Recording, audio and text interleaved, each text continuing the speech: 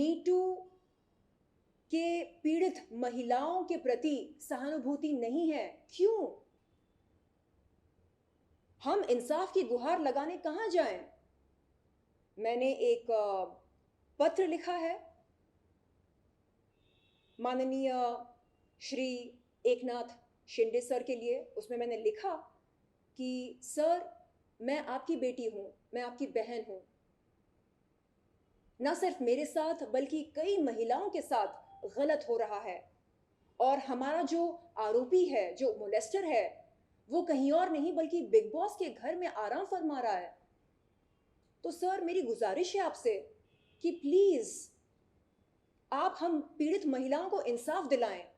बहुत जल्द मैं जाने वाली हूं माननीय मुख्यमंत्री जी से मिलने के लिए, माननीय राज्यपाल जी से मिलने के लिए, और अपनी लीगल टीम के साथ सलाह मशवरा करके मैं बहुत जल्द एक मोर्चा खोलने वाली हूं।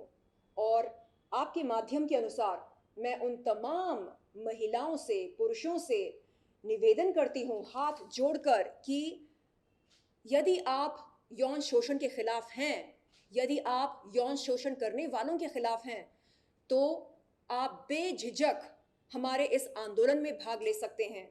इस मुहिम में आप हमारा साथ दे सकते हैं, ताकि आगे चलकर आपके सामने इस तरह कोई महिला बैठकर इंसाफ की गुहार ना लगाए यौन शोषण के लिए, यौन शोषण करने वालों के लिए, यौन शोषण के खिलाफ इस तरह की गुहार ना लगाए, ताकि वो नौबत ही ना आए। मैं ये चाहूँगी, वेस्टर्न कंट्रीज में जब ये मी टू शुरू हुआ था, काफ़ी लोग पनिश किए गए। यहाँ पे कोई एक्शन नहीं हुआ अभी तक। सिर्फ मीडिया इंटरेक्शंस हुआ, लोगों के बारे में मालूम चला कि इन्वॉल्व थे, जी लेकिन कोई भी ऐसा लीगल एक्शन नहीं हुआ, ना तो कुछ ऐसा हुआ जिसकी वजह से उनको लगे कि हाँ, मैंने कुछ गलत किया है। जी, इसके बारे में क्या कहना चाहेंगे? ये बहुत ही चौंकाने वाली बात है। हॉलीवुड में हार्वे वेनस्टेन, जो एक मी टू आरोपी है, उसको करीब करीब 23 साल की सजा हुई। इस समय वो जेल के सलाखों के पीछे है। वो किसी रियलिटी शो में आराम नहीं फरमा रहे हैं। लेकिन यहां बॉलीवुड की मी टू आरोपी साजिद खान को सेलिब्रिटी स्टेटस दिया जा रहा है। मेरी गुजारिश है सलमान खान सर से कि कुछ देर के लिए अपनी दोस्ती यारी जरा साइड में रखें, कुछ देर के लिए, और ये सोचें कि अगर हम उनकी बहनें होती, अगर हम उनकी अपनी होती, तो क्या वो कोई स्टैंड नहीं लेते?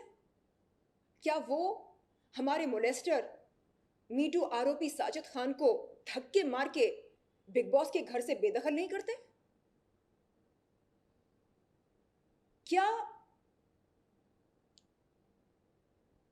एक महिला के लिए स्टैंड लेना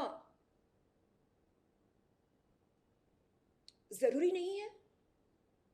क्या दोस्ती यारी निभाना महिलाओं के हक से ज्यादा जरूरी है? मुझे समझ में नहीं आ रहा है कि ऐसी क्या मजबूरी है जिसके चलते सब खामोश हैं।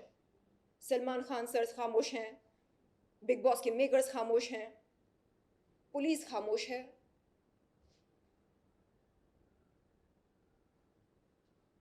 हम किस तरह का मैसेज दे रहे हैं समाज को?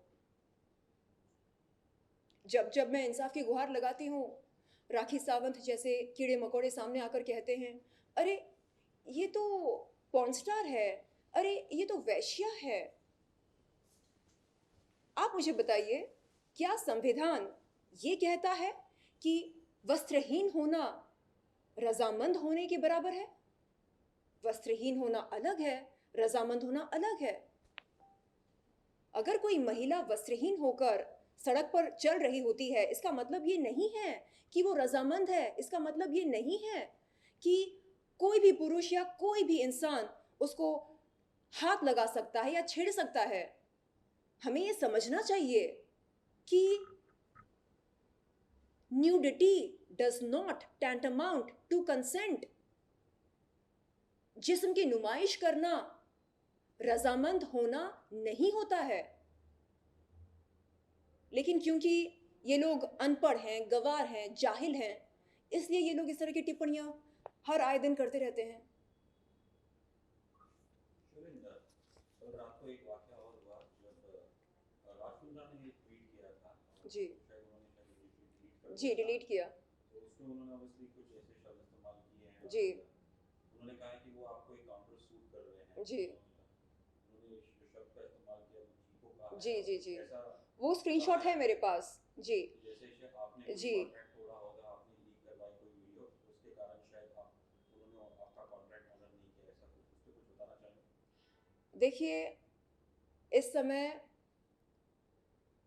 राखी सावंत, पॉटी माउथ राखी सावंत, अश्लील, घटिया, ज़लील, घिनौनी, बदज़ात, बददिमाग राखी सावंत टॉमी बनी है और जो कोई भी उसकी ओर हड्डी फेंकता है, उसके लिए वो भौंकना शुरू करती है। तो कभी साजिद खान के लिए भौंकती है, कभी राज कुंद्रा के लिए भौंकती है। वो कह रही है कि उसने मेरे अश्लील वीडियोस देखे हैं। तो मैंने उसके सामने ये सवाल रखा कि वो अपने फैंस को, दर्शकों को, मीडिया को क्यों नहीं बताना चाह रही है कि उन वीडियोस के निर्देशक और निर्माता कौन हैं? वो बताए। वो आधी अधूरी जानकारी क्यों दे रही है? वो पूरी जानकारी क्यों नहीं देना चाह रही है? वो बताए, खुलकर बताए कि जिस वीडियोस का वो जिक्र कर रही है, उन वीडियोस के निर्देशक निर्माता कोई और नहीं बल्कि उसके भाई साहब राज कुंद्रा और उनकी श्रीमती शिल्पा शेट्टी हैं। लेकिन ऐसा बोलना उसके लिए मेरे ख्याल से अनुचित होगा क्योंकि राज कुंद्रा को वो भाई मानती है। तो मेरा आप सबसे निवेदन है कि आप सब अपने कान और आंख खुले रखें और देखें कि क्या हो रहा है इस समाज में, इस इंडस्ट्री में। लेकिन शुभिंदर, उसकी जो एलिगेशन या जो उन्होंने जी, कमेंट्स किए राज कुंद्रा जी ने, उस पे क्या आप कुछ कहना चाहेंगे? जी, वो स्क्रीनशॉट मैंने संभाल कर रखा है जिसमें उन्होंने अभद्र भाषा का इस्तेमाल किया है मेरे लिए। और अगर वो सच में लीगल नोटिस भेजना चाह रहे हैं तो बेशक भेजें। मेरी लीगल टीम इंतज़ार कर रही है उस नोटिस का जवाब देने के लिए। लेकिन इस तरह की चेतावनी देने के बाद उस चेतावनी को डिलीट करना, इसका क्या मतलब निकलता है? क्या जोश में होश खो बैठे हैं या उन्हें लगता है कि उनसे कोई गलती हो गई है? खैर, बहरहाल जो भी बात है, उन्हें सामने आकर स्पष्टता से अपनी बात रखनी चाहिए, बताना चाहिए कि क्यों उन्होंने उस ट्वीट को डिलीट किया और ये भी बताना चाहिए कि क्यों मुंबई क्राइम ब्रांच ने FIR 26/2021 के चलते उन्हें चीफ या की कंस्पिरेटर घोषित किया।